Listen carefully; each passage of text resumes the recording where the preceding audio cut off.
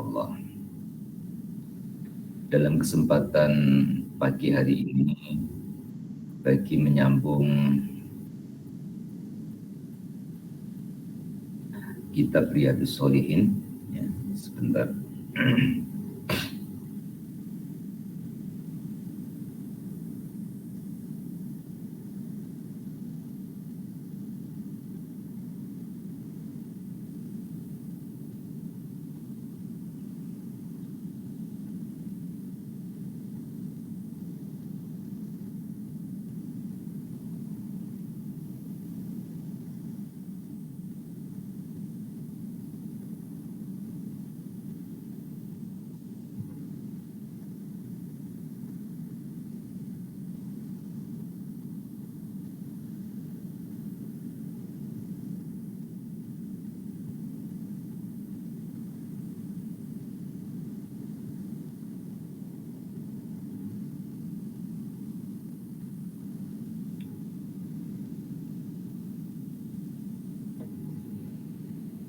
Bagi menyambung kitab Riyadhus Shalihin pada pagi hari ini, rasa syukur kita kepada Allah dan salam salawat kepada baginda Rasul Muhammad SAW. Kita teruskan di hadis yang ke-10 muka surat 168 yang kitabnya sama dengan saya, masih lagi berada pada fasal perintah rajin menjaga sunnah dan tata tertibnya.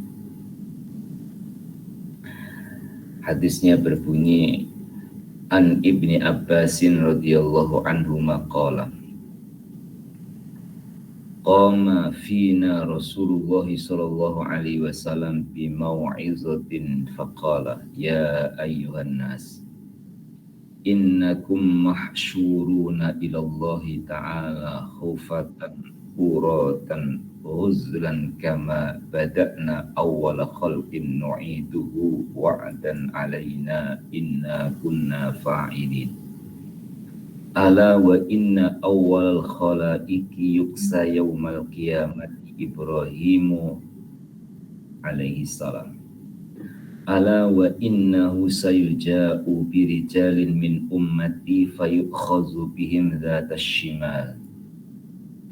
Fa'aqulu ya Rabbi ashabi fayuqalu innaka la tadri ma ahdasu ba'daka fa'aqulu kama qala al-'abdus salihu wa kuntu 'alaihim shahidan ma dumtu fihim ila qawlihi al-'azizil hakim fayuqalu li innahum lam yazalu murtaddina 'ala aqabihim mundu faraqtahum.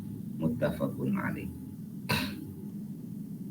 Dari Ibnu Abbas radhiyallahu anhu, beliau berkata bahwa Rasulullah berdiri memberi nasihat kepada kami.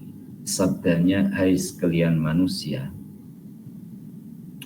kamu akan dihimpun menghadap kepada Allah dalam keadaan telanjang bulat dan kulub yang tidak bersunat, sambil membaca firman Allah kama bada'na awwala khalqin nu'iduh, yang artinya sebagaimana kami, yakni Allah, mulai menjadikannya, kami akan mengembalikannya. Suatu janji dari kami, sungguh kami akan melaksanakannya. Ingatlah bahwa pertama makhluk yang diberi pakaian di hari kiamat ialah Nabi Ibrahim alaihissalam. Ingatlah akan datang beberapa orang dari umatku dan dihalaukan ke sebelah kiri. Maka saya berkata, Tuhanku, mereka itu adalah umatku. Mendadak dijawab, kau tidak mengetahui apa yang mereka lakukan sepeninggalmu. Maka aku berkata sebagaimana kata Nabi Isa, wa kuntu alaihim syahidan ma dumtu fihim, yang artinya dan aku menjadi saksi mereka selama masih berada di sisi mereka dan sesudah matiku. Engkau ya Allah yang mengawasi mereka dan maha mengetahui atau menyaksikan atas segala sesuatu. Jika engkau siksa mereka, maka mereka adalah hamba-Mu, dan jika engkau ampunkan mereka, maka sungguh engkau zat yang mulia lagi bijaksana. Kemudian diberitahukan kepadaku bahwa mereka telah murtad, yakni keluar dari agama sejak kamu tinggalkan mereka. Diriwayatkan oleh Imam Bukhari dan Muslim. Pagi ini mengawali hadis yang pertama kita kaji adalah cerita tentang keadaan hari kiamat.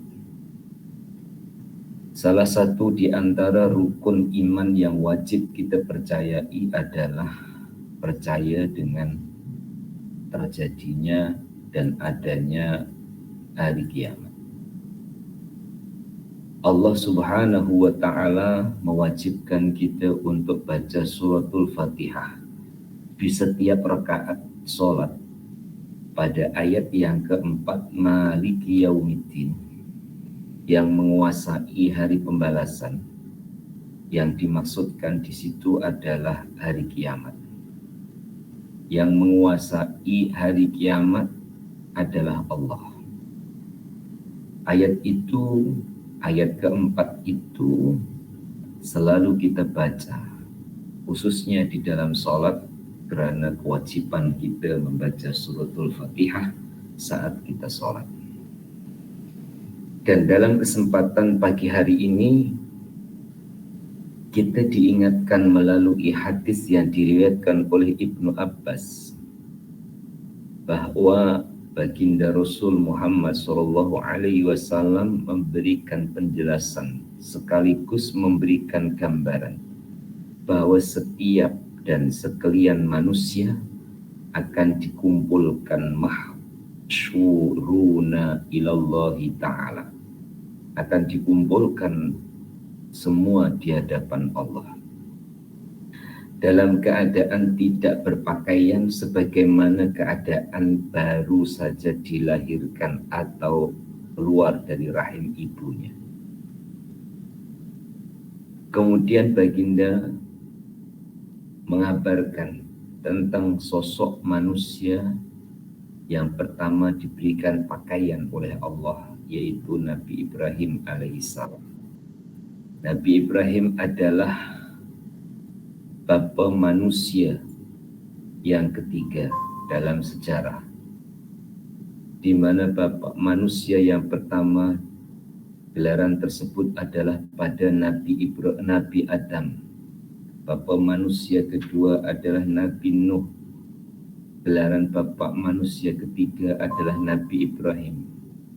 Nabi Ibrahim melahirkan keturunan yang menjadi para nabi dan para rasul, khususnya adalah Nabi kita Muhammad SAW. Nabi Ibrahim adalah orang pertama di hari kiamat yang diberikan pakaian oleh Allah Subhanahu wa Ta'ala. Kemudian setiap nabi berhadapan dengan umatnya, sebagaimana baginda Rasul pun berhadapan dengan umatnya. Sebagai pimpinan, sayang dengan yang dipimpinnya. Begitulah seorang Rasul menyayangi umatnya. Begitulah baginda Nabi menyayangi umatnya.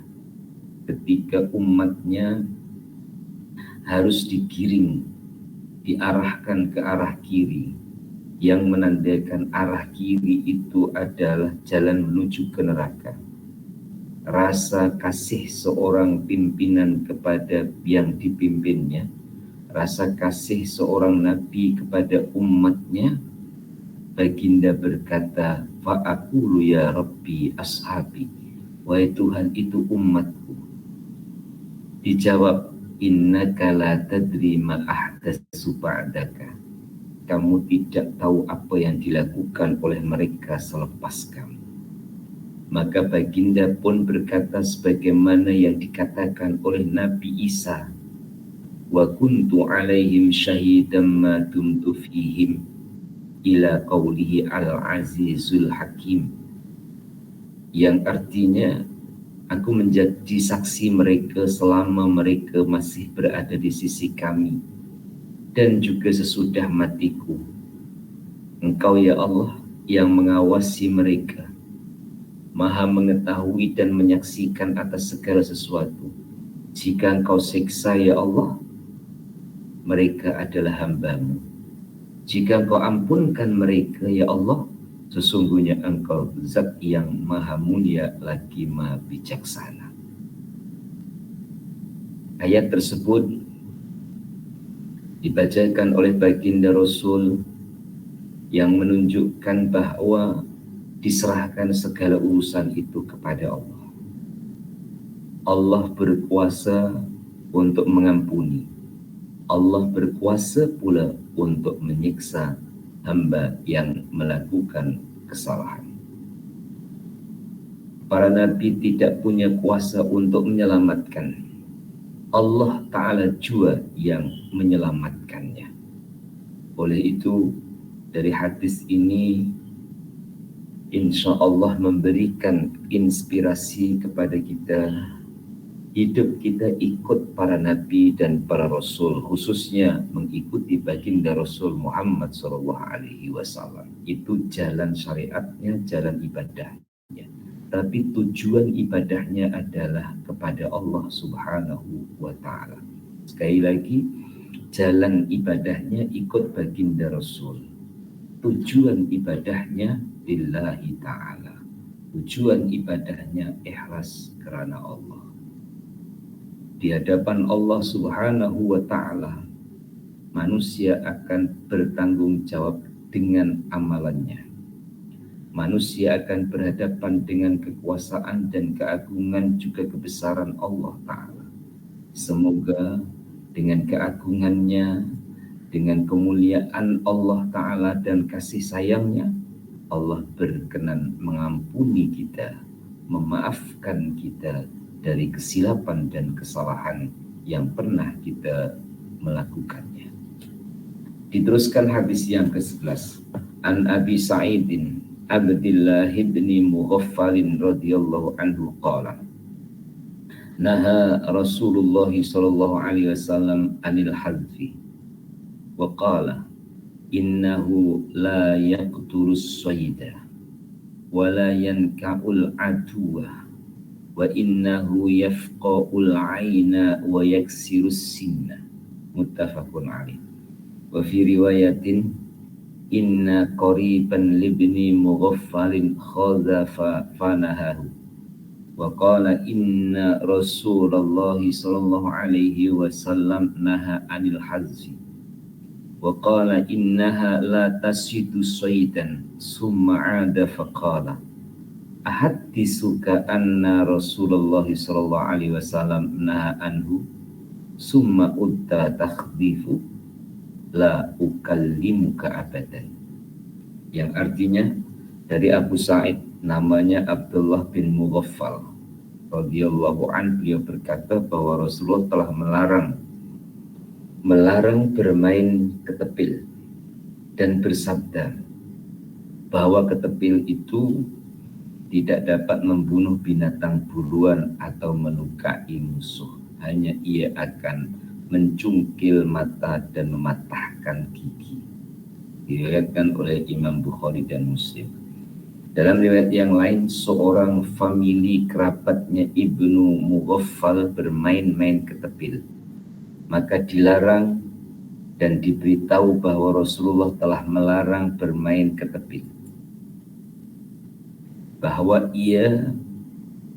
dijelaskan ia tidak dapat dipakai untuk memburu.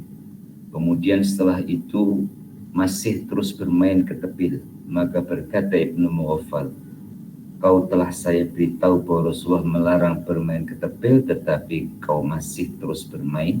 Saya tidak akan berbicara dengan engkau selamanya. Jamaah pengajian Riyadhus Shalihin yang dimuliakan oleh Allah. Semoga Allah memudahkan saya untuk menjelaskan dan Allah juga memudahkan tuan-tuan puan-puan untuk memahamkan. Karena di sebalik yang disampaikan oleh pembawa hadis, kadang harus diketahui kondisi dan keadaan ataupun sebab-sebab baginda Rasul menyampaikan yang demikian. Al-hazfi itu artinya adalah lastik atau ketepil, di mana dalam hal penyembelihan binatang itu menjadi halal, binatang darat, melalui proses disembelih. Beza dengan binatang laut, walaupun besar sekalipun tidak melalui proses penyembelihan. Tapi untuk binatang darat ada tata cara. Ada tata cara menjadikan binatang itu halal. Contohnya ayam, ini yang contoh kecil, ataupun burung. Itu menjadi halal melalui proses penyembelihan. Jadi alat yang bernama lastik ataupun ketepil itu tidak dapat untuk menjadikan binatang itu walaupun mati karenanya tetap tidak boleh dimakan. Ini yang pertama. Kemudian yang kedua, dari bahaya, dari bahaya yang mungkin terjadi pada lastik, karena lastik ini menggunakan getah yang apabila dilepaskan ke depan, maka ia akan lari ke depan, dan itu boleh juga terbalik, akan kembali kepada dirinya sendiri. Yang ketiga, dalam peperangan ataupun jihad fisabilillah, ada masa-masa tertentu di mana teknologi senjata adalah plastik, sebagaimana zamannya Nabi Daud. Dalam ceritanya Jalut dan Taulut, itu Nabi Daud menggunakan senjata yang namanya lastik untuk membunuh ataupun untuk melawan Jalut. Dan itu Allah perkenankan lastiknya Nabi Daud itu boleh menembus topi besinya Jalut hingga tembus di kepalanya. Akhirnya meninggal dunia. Era berikutnya, cara-cara untuk menyelamatkan diri atau melindungi diri dan kumpulan atau kelompok dengan menggunakan persenjataan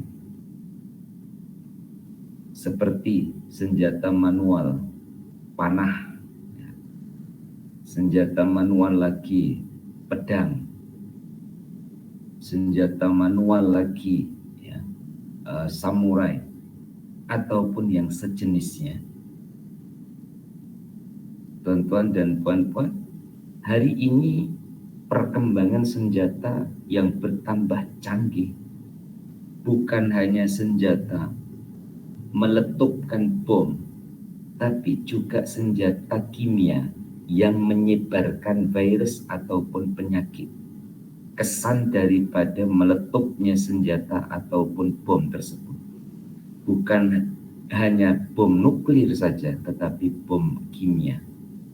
Kita ikut bersimpati dan juga berdoa di mana saudara-saudara kita yang berada di Palestina, yang dalam keadaan terzalimi, dalam keadaan terhimpit, dalam keadaan teraniaya oleh rezim Israel, hendak keluar ataupun menyelamatkan diri di negara-negara jiran.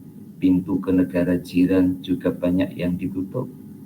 Berada di negaranya berhadapan dengan pertempuran dan juga peperangan. Tentunya Allah Tuhan yang maha melihat dan menyaksikan, Allah Tuhan yang maha adil, pasti Allah Ta'ala akan menolongnya. Hanya kita tepuk dada tanya diri, keterlibatan kita sebatas mana. Minimalnya adalah tidak melupakan untuk doa kepada saudara-saudara kita yang berada di sana. Oke, kembali ke hadis ini ya, tentang plastik adalah salah satu senjata. Tapi jika itu adalah untuk anak-anak, sebagaimana yang diriwayatkan oleh Abdullah bin Mughaffal, sampai beliau mengatakan, saya tidak akan berbicara dengan kau lagi selamanya. Ini yang dipandang bukan ketepilnya atau plastiknya, tapi yang dipandang adalah nasihatnya Rasulullah Shallallahu Alaihi Wasallam. Jadi nasihat yang datang dari baginda adalah sangat besar nilainya. Walaupun yang dinasihatkan itu mungkin perkara yang kecil dalam pandangan mata, tapi karena yang memberi nasihat itu adalah baginda Rasul, nilainya menjadi besar. Satu contoh ya, dalam rumah kita, anak-anak kita kadang sama-sama bergurau dengan adik-beradik. Ada satu sampah jatuh, abangnya suruh adiknya ya untuk ambil sampah itu supaya dimasukkan di tempat sampah. Tak gerak pun. Ya. Abangnya tidaklah marah sangat, tapi ketika ayahnya menyuruh adiknya tadi untuk ambil sampah, untuk dibuang di tempat sampah, tak gerak juga. Abangnya marah. Abangnya marah ini bukan karena sampahnya, bukan karena adiknya tak mau ambil sampah, tapi karena menghargai perintah ayahnya. Kalau ayah yang suruh, kenapa kamu tak buat? Kalau abang yang suruh kamu tak buat, tak buat. Tapi kalau ayah yang suruh, kamu kena buat. Kamu kena hormat dengan orang tua. Nah, itu sebagai pendekatan bahwa Abdullah bin Mughaffal sampai berkata, saya tidak akan bicara dengan kamu selamanya, padahal hanya urusan lastik saja. Itu sebenarnya bukan pada lastiknya, tapi adalah pada perintahnya baginda Rasul Muhammad SAW. Diteruskan hadis yang ke-12. An Abi Sibni Rabi'ata qala Ra'aitu Umar bin al-Khattab radhiyallahu anhu yuqabbilul hajar, yakni al-aswada, wa yaqulu inni a'lamu annaka hajarun ma tanfa'u wa la tadurru walaula anni ra'aitu Rasulullah sallallahu alaihi wasallam yuqabbiluka ma qabbaltuka. Muttafaqun alaih. Dari Abis bin Rabi'ah berkata, saya telah melihat Sayyidina Umar bin Al-Khattab mencium Hajar Aswad sambil berkata, saya mengetahui benar bahwa engkau itu batu, tidak berguna dan tidak pun berbahaya. Dan andaikan saya tidak melihat Rasulullah menciummu, niscaya saya tidak akan mencium kamu. Diriwayatkan oleh Imam Bukhari dan Muslim. Hampir ada keserupaan dalam penjelasan yang terakhir di hadis yang ke-11 tentang yang diperintahkan atau yang dilakukan oleh baginda Rasul Muhammad SAW. Bukan kerana lainnya. Sayyidina Umar mencium Hajar Aswad, sebuah batu, dan sebelum menciumnya Sayyidina Umar pun mengatakan kepada batu itu, kamu hanya sekadar batu yang tidak dapat memberi bahaya ataupun memberikan manfaat. Karena aku lihat Rasulullah menciummu, maka aku menciummu. Berarti perbuatan Sayyidina Umar bukan karena batunya, tapi adalah karena Rasulullah SAW melakukannya. Inilah seorang sahabat meneladani pimpinannya dan semoga kita seorang umat yang mengikuti atau meneladani Rasulnya. Demikian untuk fasal semangat melakukan kebaikan atau perintah rajin menjaga yang sunnah dan tata tertibnya. Kita akan teruskan di fasal yang baru di muka surat 170, pasal tentang harus menurut dan tunduk pada hukum Allah. Juga akan dijelaskan bagaimana sambutan seseorang yang diajak kembali kepada hukum Allah atau diperintah kebaikan atau dicegah dari kemungkaran. Setiap fasal dibentangkan terlebih dahulu beberapa ayat Al-Quran. Dalam fasal ini ada 2 ayat Al-Quran, satu dari surah An-Nisa, yang kedua dari surah An-Nur.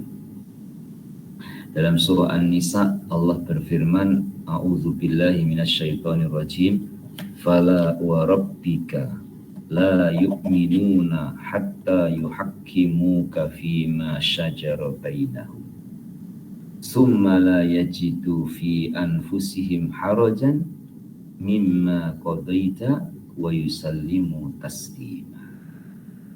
Yang artinya, fala wa rabbika, tidak demi Tuhanku, la yu'minuna, mereka tidak beriman, hatta yuhakkimuka, sehingga berhakim dengan kamu, fima syajara bainahum, dalam segala sengketa mereka, summa la yajidu fi anfusihim haraja, kemudian tidak merasa berat dalam hati mereka, mimma qadaita, menerima hukum putusan kamu, wa yusallimu taslima, dan menyerah bulat-bulat kepadamu.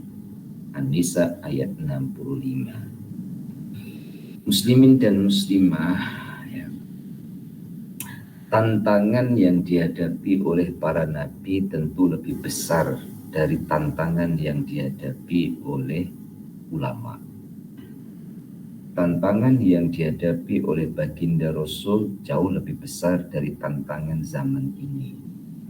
Walaupun kita di zaman ini menghadapi tantangan, menghadapi cabaran, namun baginda Rasul cabarannya lebih besar. Salah satunya adalah ketidakpercayaan orang-orang yang bersama dengan baginda terhadap baginda. Ketidakpercayaan itu berarti keraguan-raguan. Sedangkan baginda adalah utusan Allah, menerima wahyu dari Allah dan disampaikan kepada umatnya. Barang siapa yang taat kepada Allah, tandanya adalah taat kepada utusan Allah. Barang siapa taat kepada utusan Allah, itulah tanda taat kepada Allah. Dan itu menyeluruh. Maka ada konsep yang disampaikan oleh Imam Ghazali, ma la yudraku kulluhu, la yudraku kulluhu. Kalau belum mampu untuk melakukan semua, bukan berarti harus ditinggalkan semua. Lakukan yang mampu untuk dilakukan, usahakan yang mampu untuk dilakukan. Nah, ketika hidup bersama dengan baginda Rasul, tentu rujukannya adalah kepada baginda, karena masih berada di tengah-tengah baginda. Sekarang umat yang tidak hidup bersama dengan baginda, rujukannya apa? Rujukannya adalah Al-Quran dan Sunnah. Sebagaimana hadis yang sering kita dengar, taraktu fikum amrayni lan tadillu abada in tamassaktum bihima, Al-Quran wa sunnati rasulih.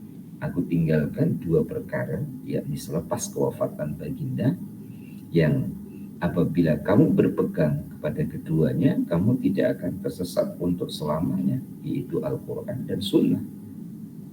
Persoalannya adalah keterbatasan ilmu kita terhadap Al-Quran dan terhadap Sunnah. Dengan keterbatasan ilmu kita, maka kita perlu merujuk kepada ulama, perlu merujuk kepada Tuan Guru. Bukan hanya merujuk, tetapi juga meneladani ataupun mengikuti, dan tidak putus asa untuk terus belajar. untuk terus mengaji. Setidak-tidaknya insya Allah bagi kita adalah meneruskan dalam kelas halaqah tilawah Al-Quran, dan juga kita mengaji Riyadhus Shalihin.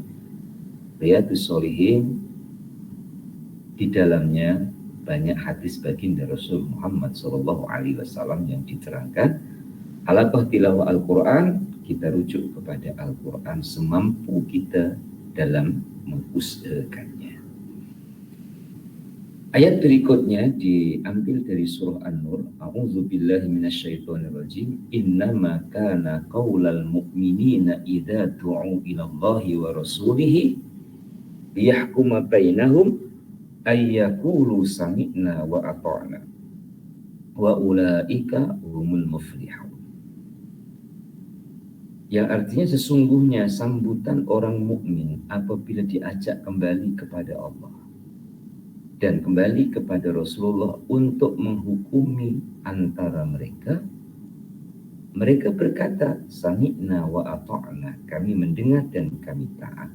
Wa ulaika humul muflihun, dan mereka lah yang untung atau bahagia. Surah An-Nur ayat 51. Muslimin dan muslimah, ya,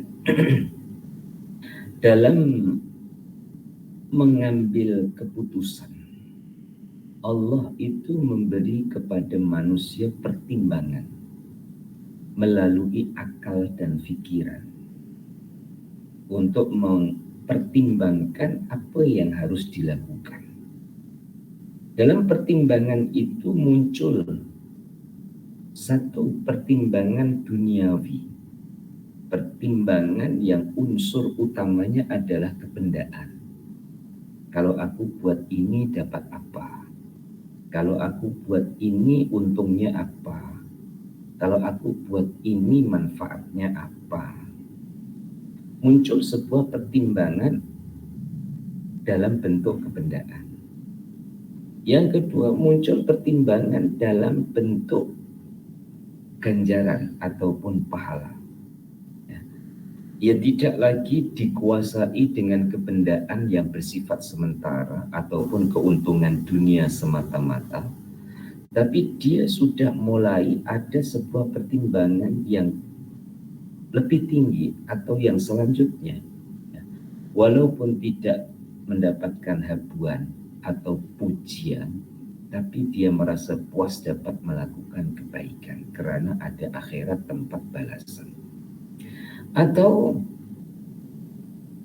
muncul pemikiran dari akal pikirannya itu, ia melakukannya adalah bukan karena kebendaan atau ganjaran, tapi sudah naik lebih tinggi lagi adalah karena Allah Ta'ala yang memperkenankan.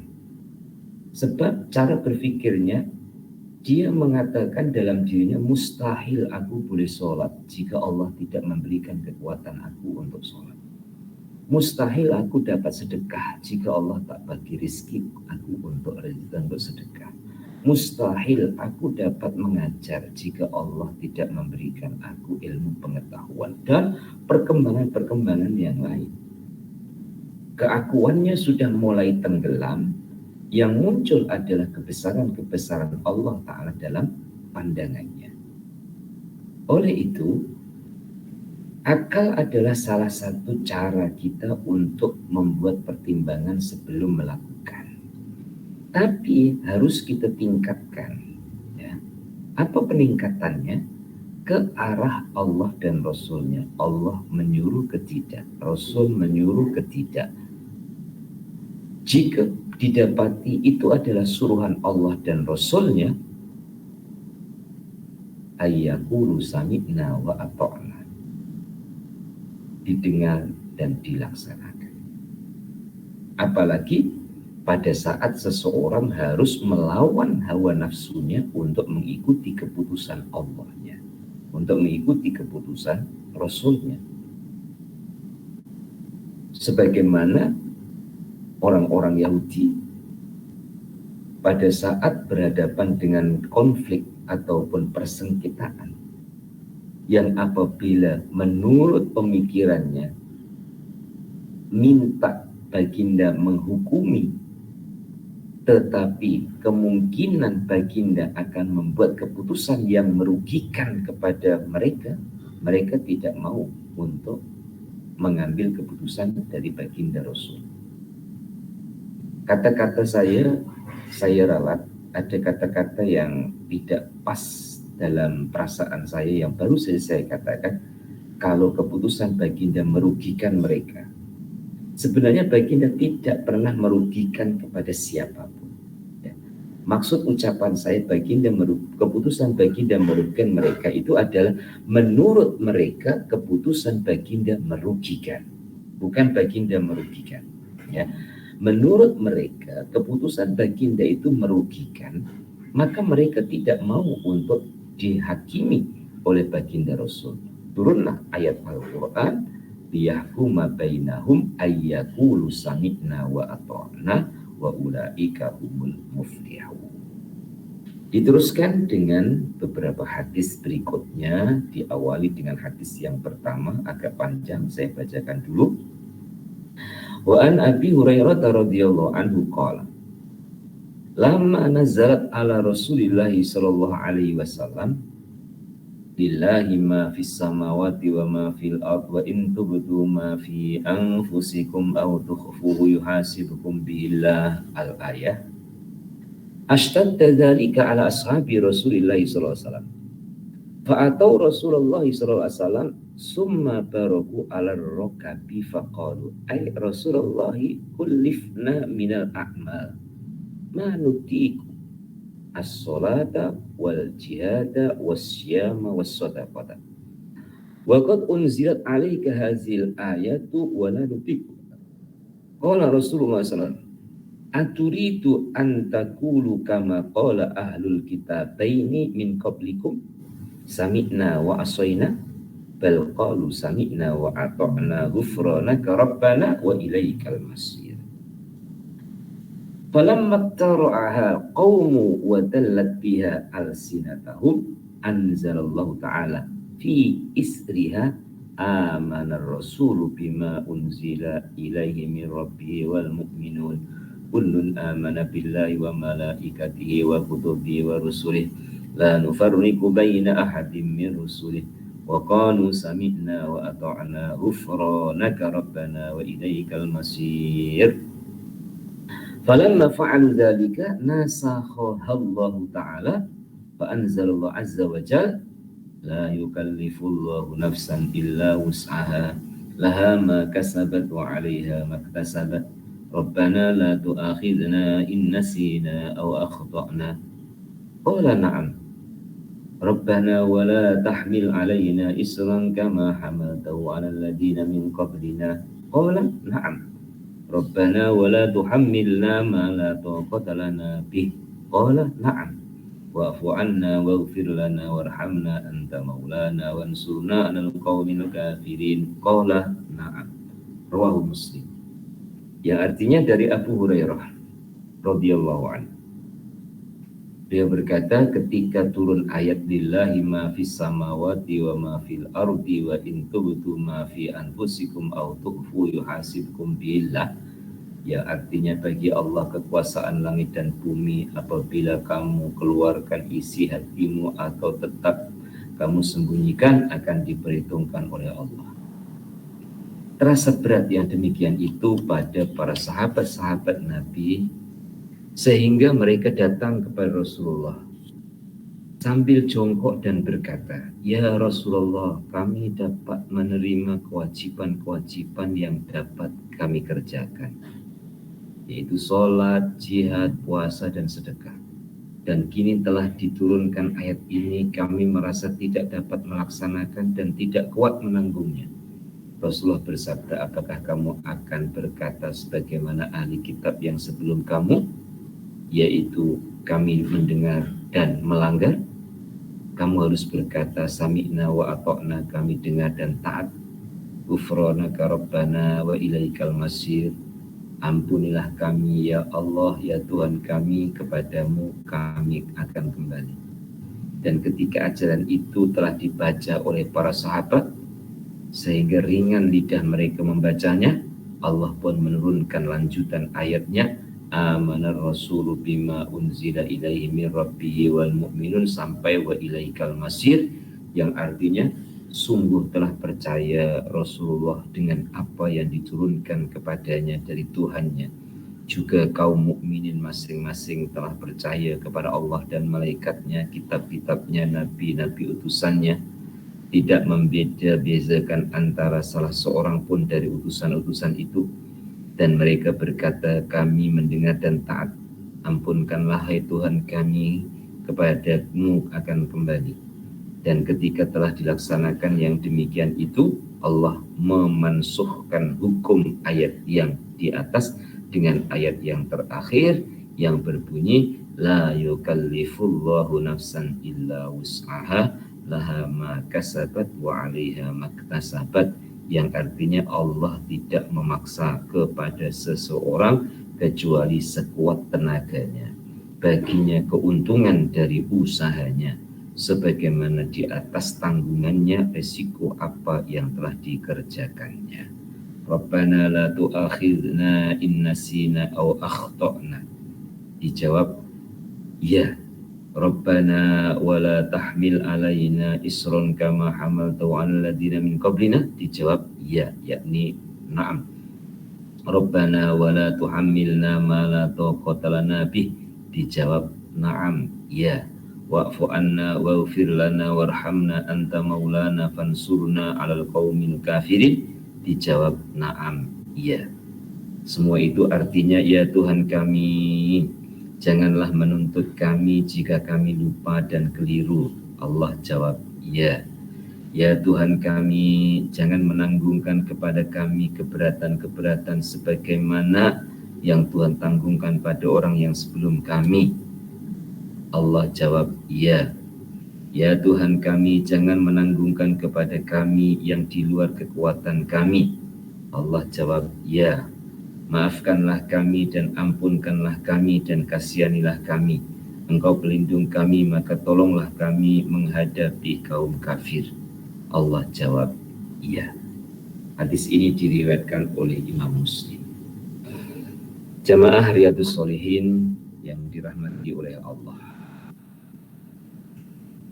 kita akan lebih tahu kronologi turunnya ayat di akhir surah Al-Baqarah melalui hadis ini yang diriwayatkan oleh Abu Hurairah radhiyallahu anhu.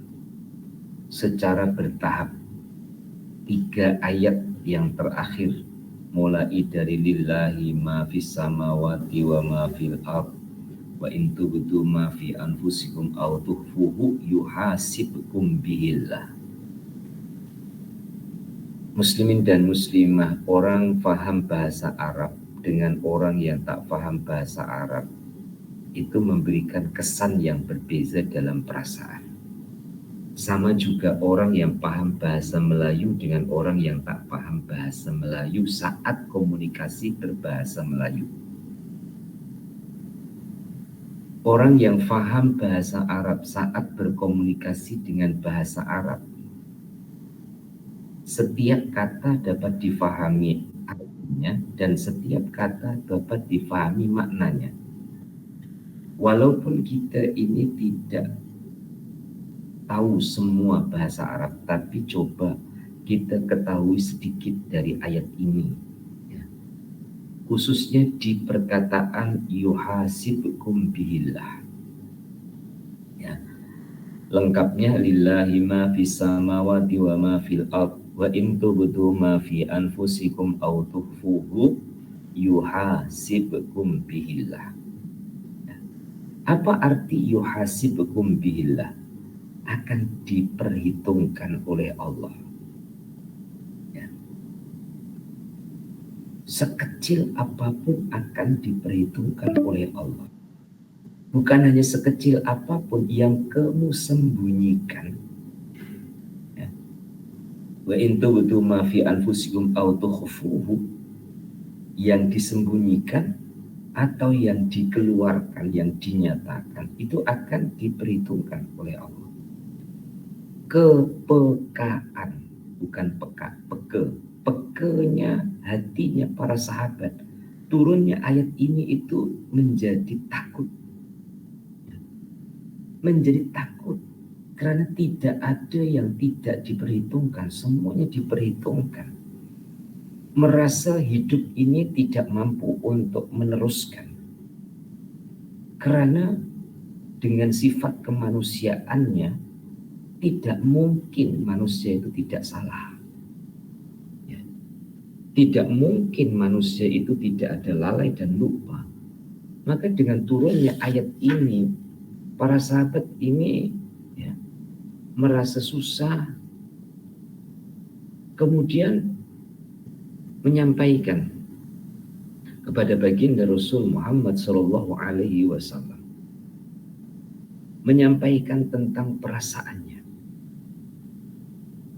Ketika mereka menyampaikan tentang isi hatinya, baginda menasihatkan kepada mereka, kamu jangan seperti mana ahli kitab, bahwa mendengar tapi menderhaka. Kamu harus mendengar dan mentaatinya. Sami'na wa ata'na. Kamu harus dengar dan kamu harus taat. Mendengarkan nasihat baginda ini, turunlah ayat berikutnya. Turun ayat berikutnya sebagai penyemangat dulu, belum sebagai jawaban, belum sebagai penyeimbang, ya, sebagai penyemangat. Apa? Amanar Rasul bima unzila ilaihi min rabbi wal mu'minun, terus sampai wa ilaikal masir. Mereka diingatkan percaya kepada Allah, percaya kepada utusan Allah, kitab-kitab Allah, kepada malaikat-malaikat Allah, dan tidak membeza-bezakan antara satu dengan yang lain, dan harus mengatakan sami'na wa ata'na, tapi disambung ghufronaka, ya Allah kami dengar dan kami taat, tapi maafkanlah aku jika dikembangkan, jika kami melakukan kesalahan. Barulah turun ayat berikutnya sebagai memansuhkan ayat yang sebelumnya. Memansuhkan itu menggantikan, bukan menggantikan ayat tapi menggantikan hukum. Ayatnya tetap, menggantikan hukumnya. Turun ayat la yukallifullahu nafsan illa wus'aha. Allah tidak memberatkan, tidak memaksakan pada seseorang kecuali sekuat tenaganya. Jadi di luar kapasitas atau di luar kemampuannya, tidak menjadi tanggung jawabnya, tidak menjadi wajiban baginya. Laha ma kasabat walakum laha ma kasabat wa 'alaiha maktasabat. Amal kebaikan yang dilakukan, dia akan berhak mendapatkan pahalanya. Keburukannya, dia akan mendapatkan balasannya. Kemudian diajari tentang doa. Diajari tentang doa di dalam ayat terakhir di surah Al-Baqarah. Doa yang pertama adalah Rabbana la tu'akhidna in nasina aw akhtana.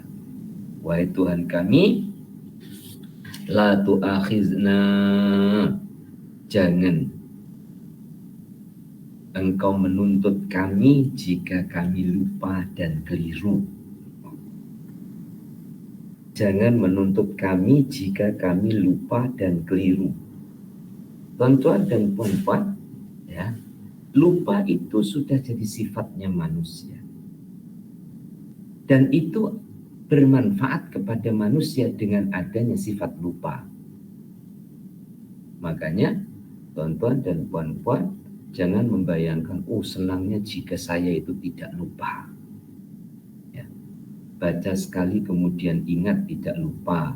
Di satu sisi ya memang senang, semua bisa hafal Quran semua. Tapi di satu sisi manusia ini perlu ada sifat lupa dari kejadian-kejadian yang boleh menjadikan dirinya putus asa ataupun berduka cita. Allah lupakan. Dan manusia tidak lepas daripada salah. Maka jika berlaku salah ataupun lupa, la tu'akhizna. Allah jawab apa? Qala na'am. Ya. Artinya, bermanja-manjanya seorang hamba di hadapan Allah. Ya Allah, jangan kau tuntut kami jika kami salah dan lupa. Allah jawab, ya. Tentu di sebalik ini adalah bukan dengan faktor kesengajaan. Andaikan dengan faktor kesengajaan pun, semoga Allah Ta'ala berkenan untuk memaafkannya. Karena ada kesilapan itu disengaja, ada kesilapan itu yang tidak disengaja. Ada kesilapan itu karena terpedaya, ada karena keinginannya. Kesilapan itu loh, ada yang memang dia terpedaya, tapi ada juga yang memang keinginannya. Selanjutnya, doa di akhir surah Al-Baqarah yang kedua, Rabbana wala tahmil alaina isran kama hamaltahu 'alal ladzina min qablina. Wahai Tuhan kami, jangan kau menanggungkan kepada kami ujian-ujian berat sebagaimana yang engkau tanggungkan kepada orang-orang sebelum kami. Ya Allah, jangan kau uji dengan yang berat-berat ya Allah. Allah jawab, iya. Bermakna mafhumnya, ujian yang sedang kita hadapi ini bukan Allah memberatkan, sudah ada sukatan dan takarannya. Insya Allah mampu, ya, insya Allah mampu. Ya. Allah jawab, na'am, iya. Yang ketiga, Rabbana wa la tuhammilna ma la taqata lana bi. Ya Allah, janganlah engkau menanggungkan kepada kami di luar kekuatan kami. Allah jawab, ya, insya Allah yang kita tanggung itu kita mampu. Hanya waktu yang akan menjawabnya, dan Allah melihat sejauh mana usaha dan ikhtiar kita. Yang keempat, wa'fu anna waghfir lana warhamna anta maulana fansurna al qaumil kafirin.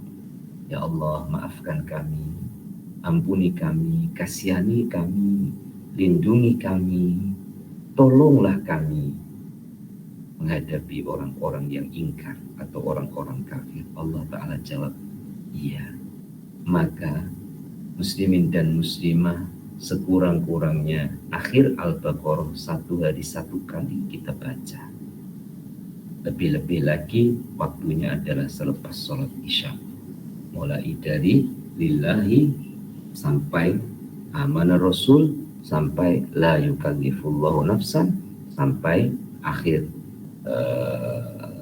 anta maulana fansurna alal qaumil kafirin. Itu doa yang Allah ajar sekaligus Allah jawab. Allah yang ajar itu punya doa, dan Allah pun menjawab doa-doa itu. Nah, hubungannya dengan tajuk yang sedang kita pelajari, bahwa manusia, kita, saya, tuan-tuan dan puan-puan, harus taat dengan Allah dan Rasulnya, dengan hukum Allah dan Rasulnya. Hukum Allah dan Rasulnya itu bukan hanya terbatas hukum syariat halal haram saja, tetapi hukum Allah adalah meliputi ketentuan-ketentuannya. Allah Ta'ala menjadikan lelaki, perempuan, susah, senang, kaya, miskin, urusan, masalah, sakit, sehat, semuanya adalah hukum Allah. Dan semoga kita lapang dada untuk terima, lapang dada untuk redha, lapang dada untuk sabar menghadapinya, karena sememangnya adalah seperti mana akhir surah Al-Baqarah, itulah yang sebenarnya, bukan hanya itulah kenyataannya, itu sebenarnya. Allah tidak akan memberatkan seseorang melainkan dengan kadar kemampuannya. Allah Ta'ala tidak akan memberikan tanggungan melainkan dengan kemampuan orang yang menanggungnya, dan Allah bersedia untuk memberikan kemaafan dan juga mengasihi dan mengampuni. Untuk pagi ini cukup sampai di sini. Insyaallah minggu depan kita akan sambung pada fasal yang baru lagi, yaitu tentang bid'ah dan perkara-perkara baru. Kita akhiri bersama dengan baca doa. Bismillahirrahmanirrahim. Allahumma sholli wa sallim ala sayyidina Muhammad wa ala ali sayyidina Muhammad. Alhamdulillahi rabbil alamin. Allahumma rzuqna ilman nafi'ah wa amalan sholihan maqbula wa rizqan halalan thayyiban wasi'an mubarakan. Allahumma hdina binurika ilaika wa akimna bisidqi ubudiyati baina yadaika wa 'allimna min ilmikal mahzun wa sunna bisir ismikal masun. Allahumma nawwir qulubana binuri hidayatika kama nawartal arda binuri syamsika abadan abadan ya arhamar rahimin. Rabbana atina fid dunya hasanah wa fil akhirati hasanah wa qina adzabannar. Wa sallallahu ala sayyidina Muhammad wa ala alihi wa sahbihi wa sallam. Alhamdulillahi rabbil alamin. Taqabbalallahu minkum minna wa minkum taqabbal ya karim. Kurang lebihnya mohon dimaafkan atas keterlambatan sebentar tadi. Hadanallahu wa iyyakum ajmain. Assalamualaikum warahmatullahi wabarakatuh.